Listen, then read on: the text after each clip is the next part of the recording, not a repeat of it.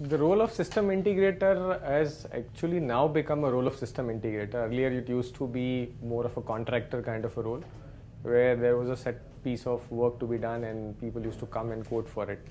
Now with the complexity in the network, there's a lot more which is going into design and planning of the cabling infrastructure, and that is where now the role has become more of a system integrator than actually being a plain cabling contractor. Yeah, so the expectations, I would say more or less has been same over a period of years, which is important part is to meet the timelines of delivering the project with the quality what is expected and with the standards and practices what are defined by the OEMs, by the customers, and what is the best practices available in the world. Another, I would say the factor which is slowly coming in as a top of the mind for the CIOs and the IT infrastructure managers, return on investment kind of a scene. So what used to be more like absolute necessity of doing things is now also a necessity which is now being calculated in terms of return on investment also. So what we are trying to do is multiple things that we are trying to do. One, we are trying to train our people, or we have trained our people to ensure that they understand the best of the project management practices and best of the design guidelines, what has to be put in place, just to ensure that we do not miss any timelines, we do not miss quality standards. We've got stringent project management processes put in place by virtue of being ISO 9001 2008, which is, I would say, more of monitored at the back end, and strongly they are monitored so that we don't miss the timelines. In terms of quality processes, we have quality auditors, we have got people who are certified people who are put on site so as to ensure that the quality of the work is right. So these are the things that we are trying to ensure that it meets the objectives of the IT or infrastructure managers. So with virtualization and cloud computing coming in, obviously the role of data center is going to be very important, because cloud is nothing else, nowhere else, but cloud is in data center, basically, as it's said. While technically cloud is in data center and theoretically cloud can be anywhere else, but it lies within the data center, some data center somewhere.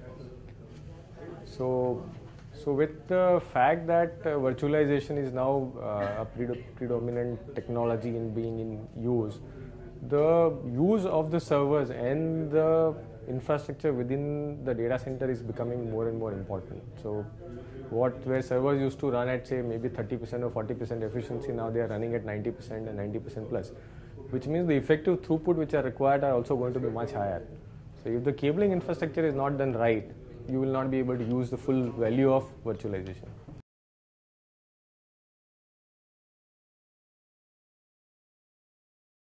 Okay, so when we say wireless, again, wireless is also wired.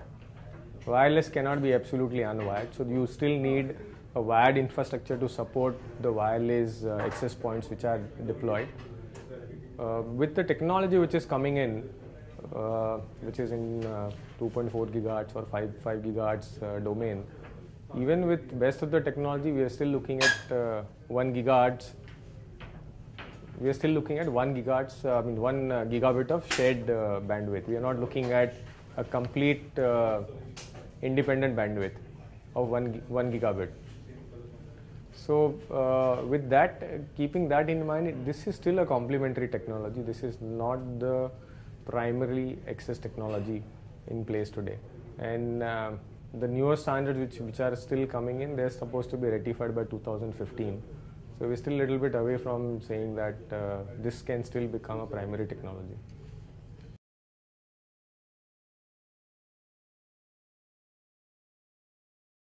So the couple of myths which are there, one of them being where customer says that, or the myth which is prevailing is that every cabling solution is same, which is not the same. Every cabling solution has got its own benefits attached to it. It's more like saying that you buy any car, yes, it will take you from point A to B, but each car will have its own feature. What appeals to you is important. So no two cabling solutions are same.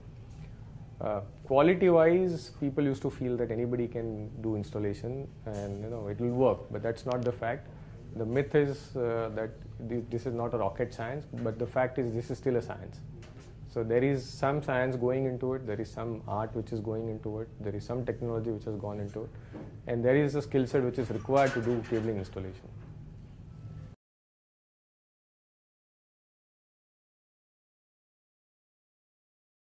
Our thrust on ensuring standards, practices and methodologies.